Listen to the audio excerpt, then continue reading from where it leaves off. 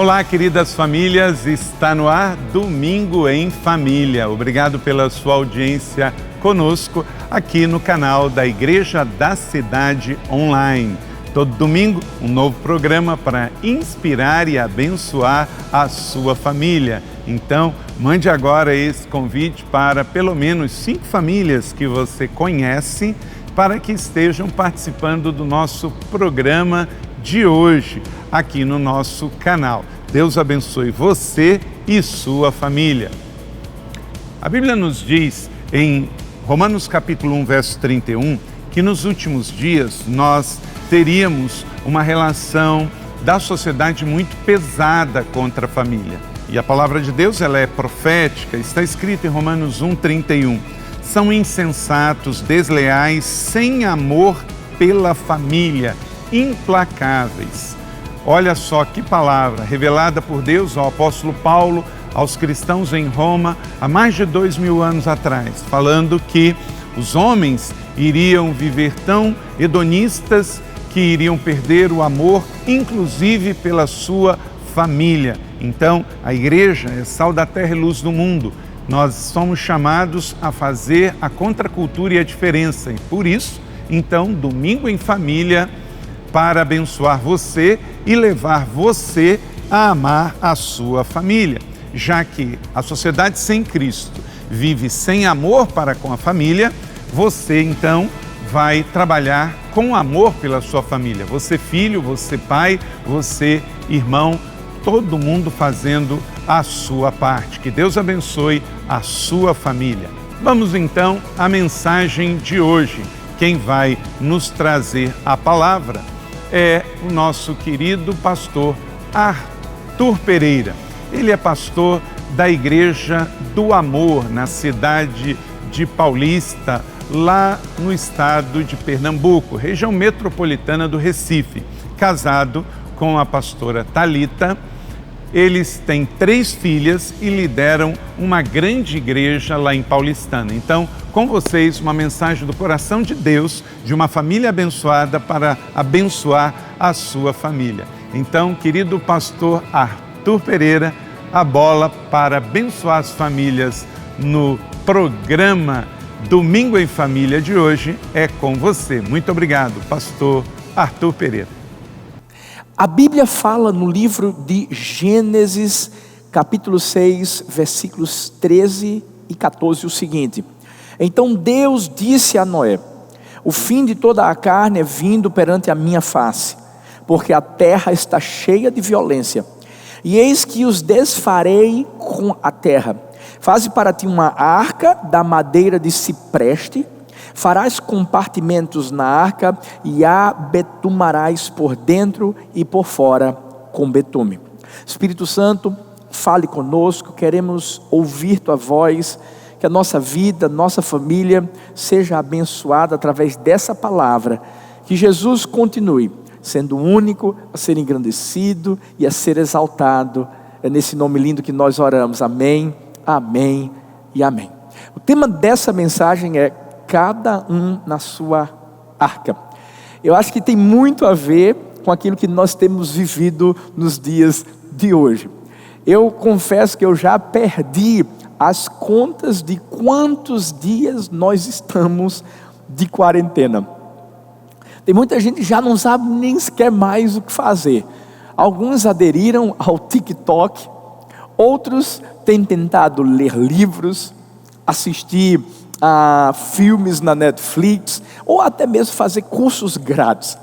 Agora, imagina, se eu e você estamos vivendo por isso, quanto mais Noé.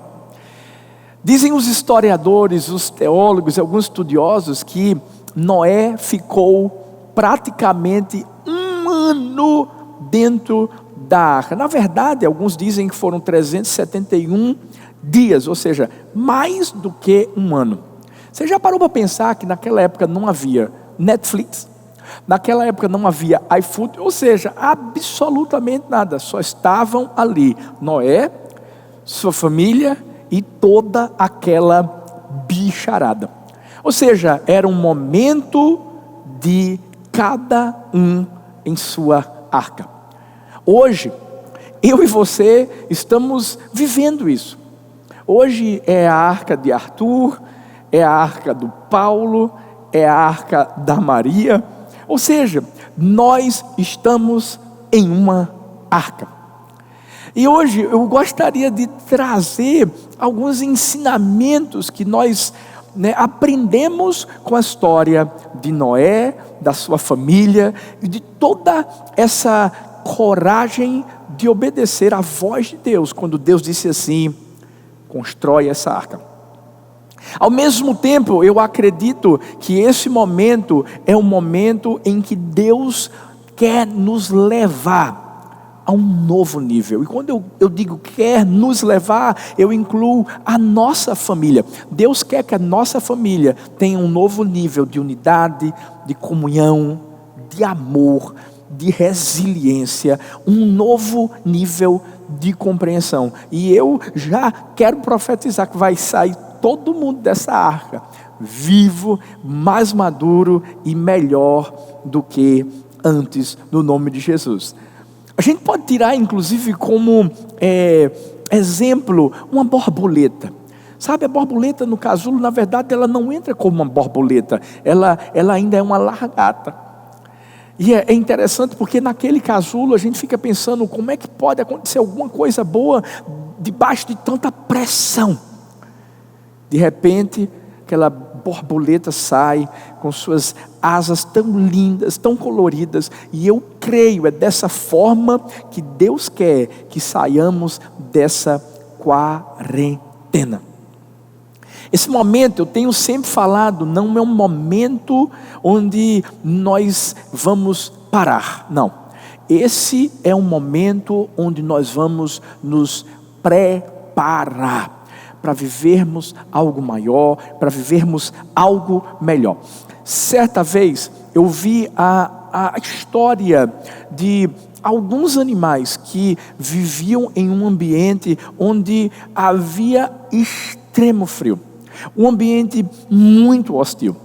Muitos animais, infelizmente, acabaram morrendo por causa do frio. Até que uma manada de porcos-espinhos começou a se juntar, a ficar mais perto um do outro. E percebeu que quanto mais perto estavam, ficavam aquecidos. Por esse momento, nesse momento, eles então começaram a ajudar um ao outro, mas perceberam que os seus espinhos feriam o seu vizinho. E por conta disso começaram a se separar um do outro, e acabaram morrendo. Até que, mais uma vez, esses porcos espinhos entenderam que se ficassem juntos, se ficassem perto, talvez respeitando o espaço um do outro para que o seu espinho não viesse a ferir o outro, o seu vizinho, as coisas iriam dar bem. E foi o que eles fizeram, e dessa forma eles não morreram.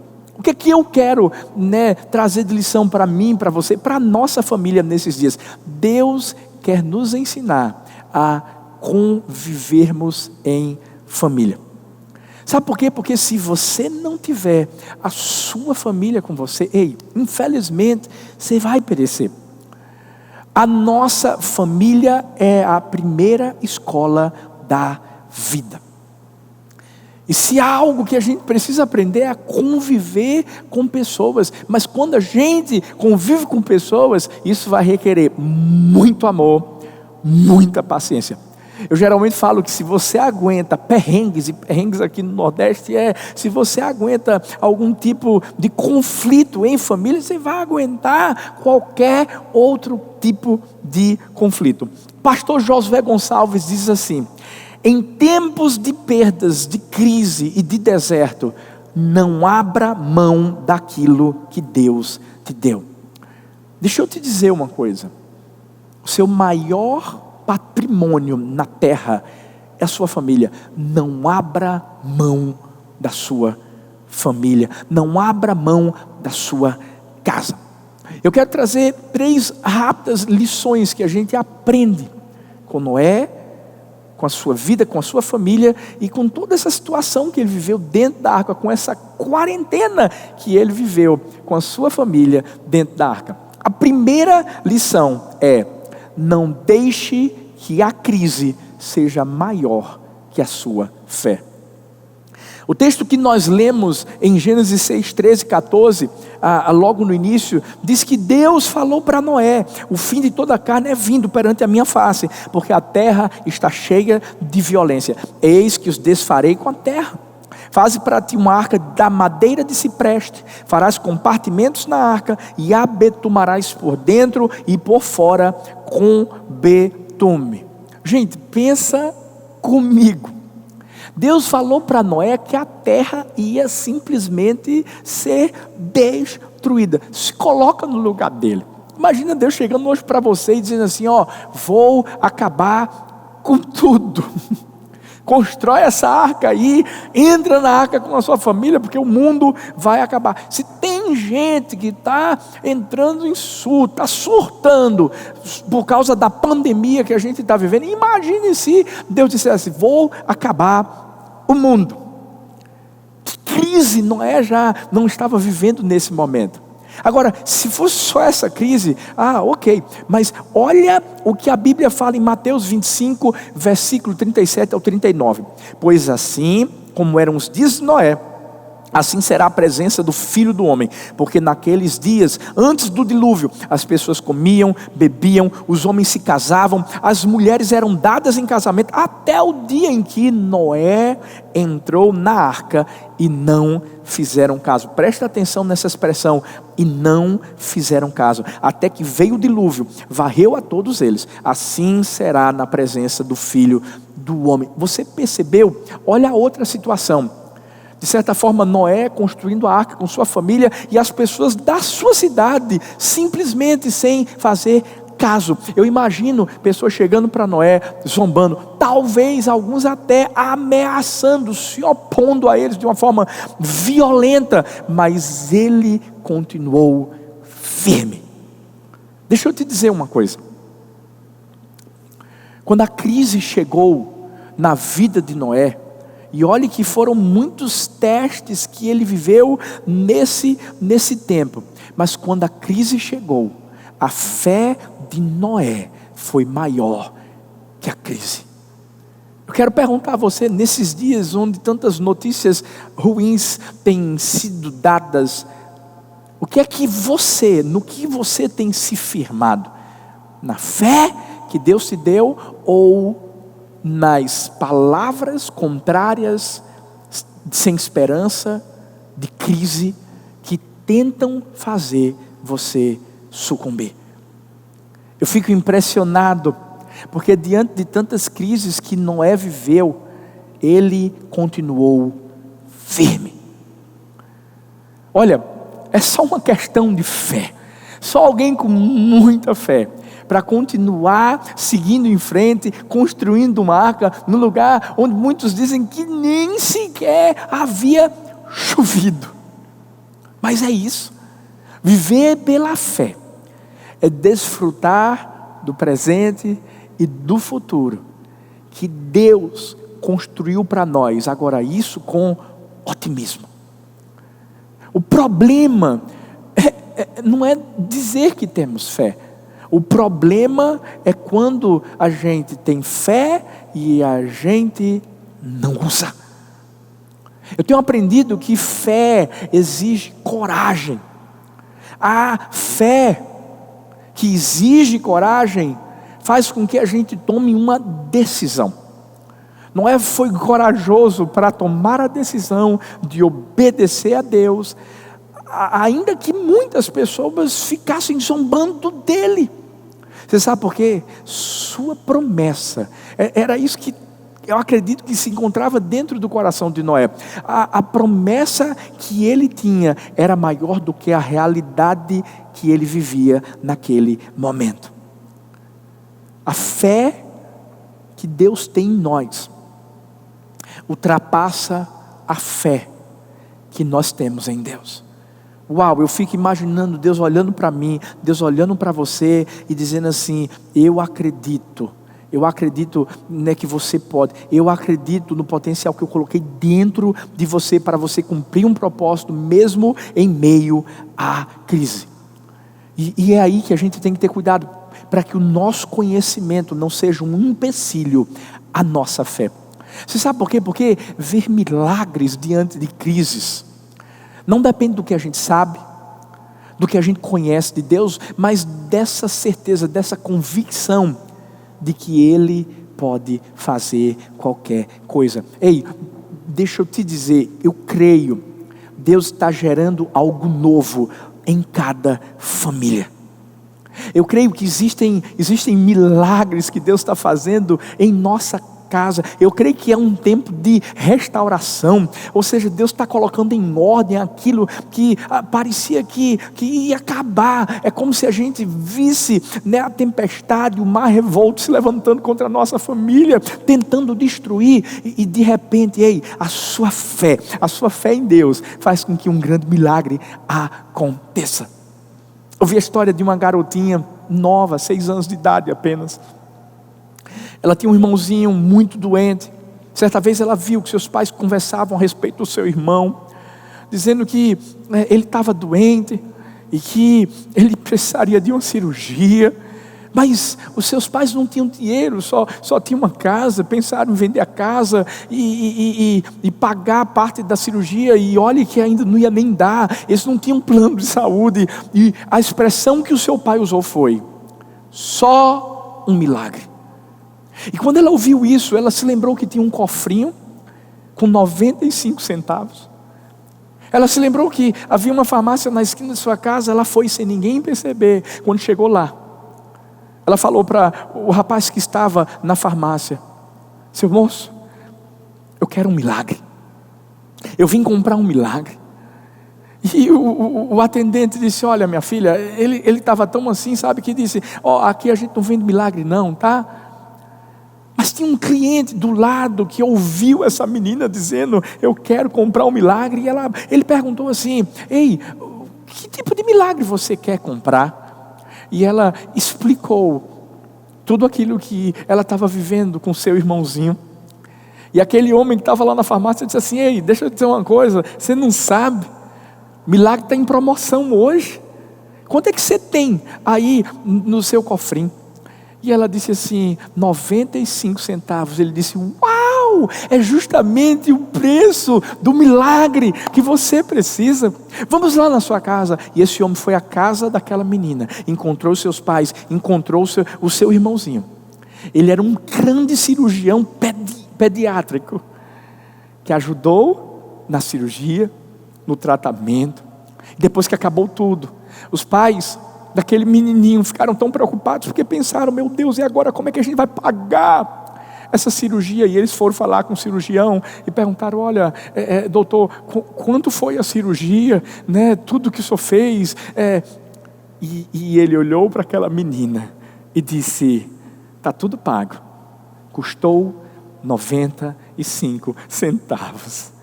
Ei, eu creio que esse é um tempo de milagres. Eu creio que Deus está pronto para fazer coisas sobrenaturais em cada família.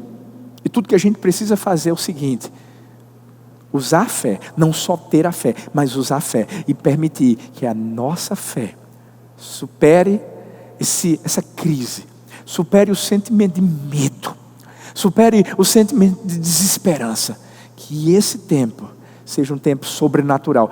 Deixa eu falar para você: os momentos em que o sobrenatural de Deus acontecem na nossa vida começam justamente em momentos de crise.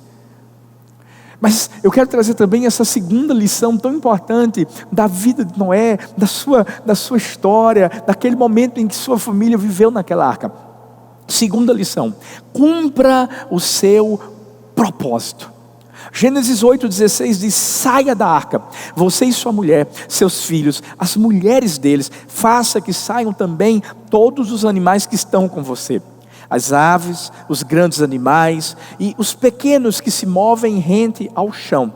Faça-os sair para que se espalhem pela terra, sejam férteis e se multipliquem.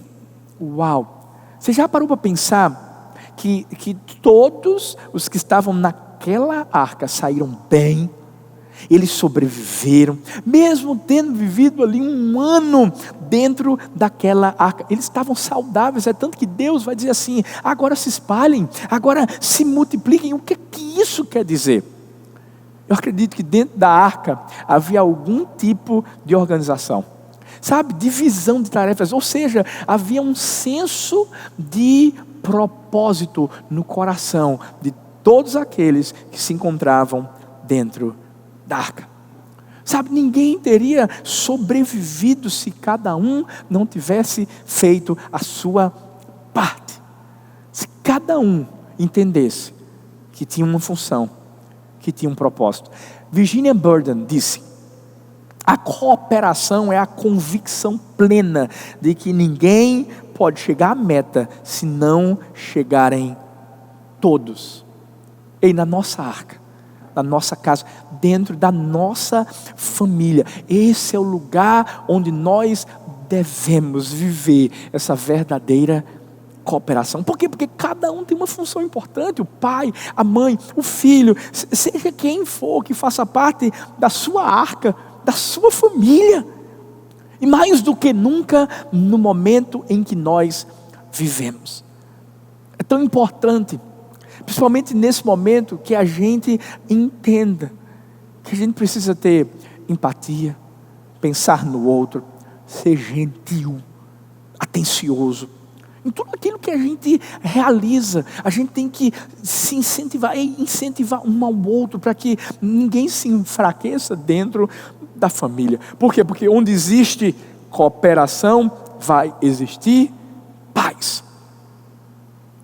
Sabe, se você talvez está vivendo alguma falta de paz dentro da sua casa, talvez seja porque não está havendo cooperação. O marido espera que a esposa faça absolutamente tudo. A esposa espera que os filhos façam absolutamente tudo. E os filhos esperam não fazer nada, ficarem parados. Ei, quando existe senso de coletividade, onde cada um faz a sua parte, onde cada um cumpre o seu propósito, as coisas mudam. Eu sei que nesses tempos nós temos tido aulas online. Eu vou te dizer uma coisa: parabéns aos professores. Uau, são verdadeiros heróis. Mas esse agora é um momento em que nós, como família, precisamos entender e valorizar a função e o papel de cada um. Por quê? Porque quando a gente entende essa importância de valorização, nós vamos cooperar e as coisas vão fluir. Alguém disse que a falta de cooperação é um protesto contra a falta de consciência e participação involuntária no mal. E é verdade. A gente precisa ter consciência de que nesse momento difícil, a gente precisa exercer atos de amor, de bondade, cumprir o nosso propósito, dentro de casa, principalmente nessa hora.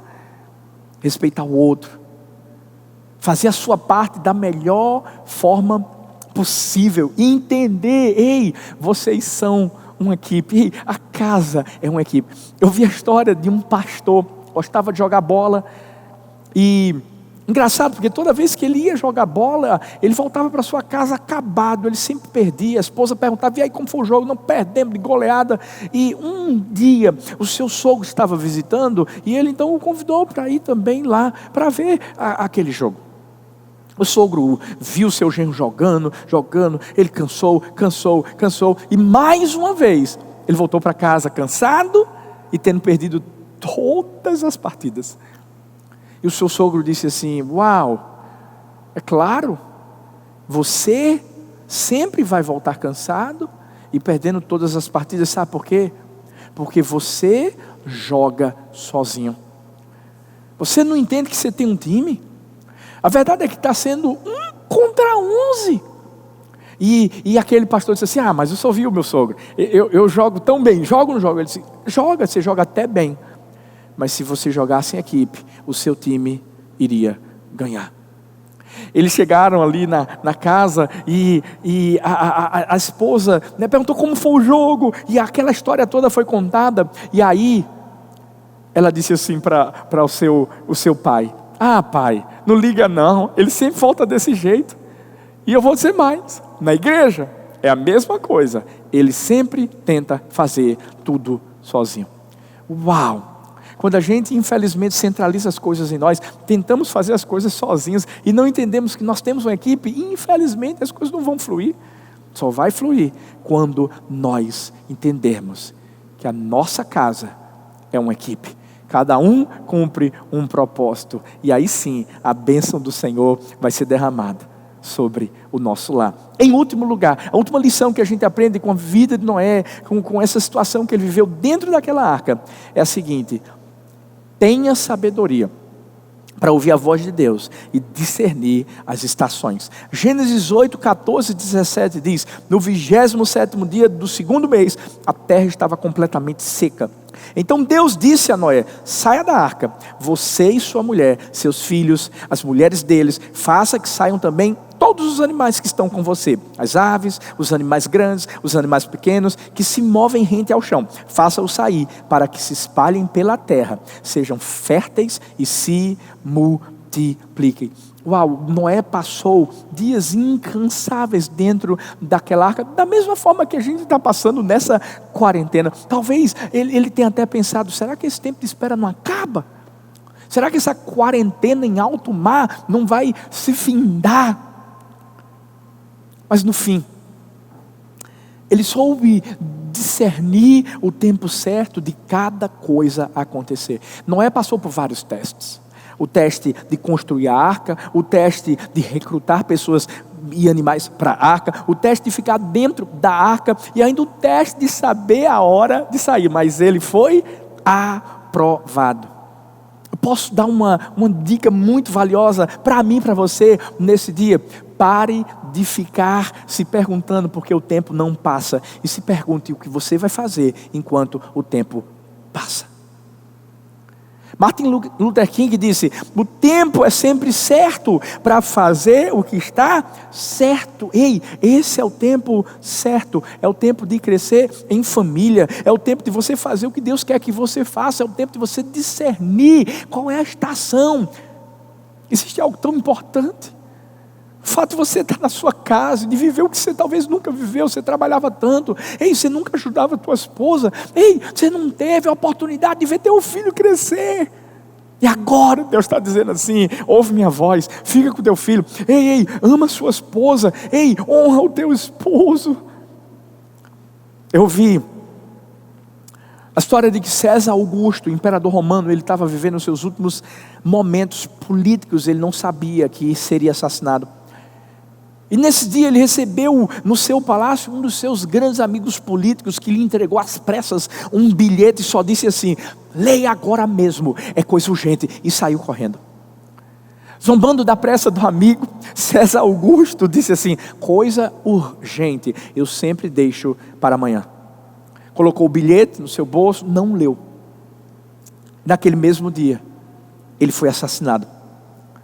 Encontraram esse bilhete que dizia assim: tente fugir, pois estão tramando lhe matar. Se ele tivesse lido esse bilhete antes, talvez ele tinha escapado da morte naquele dia. Não deixe para amanhã o que você pode fazer hoje. Não deixe para amanhã um abraço que você pode dar hoje à sua família. Não deixa para amanhã o carinho que você pode fazer hoje no seu filho. Não deixa para amanhã esse cuidado que você pode ter hoje com sua esposa, com seu esposo. Saiba discernir os tempos e entenda: todo tempo é tempo de aprender.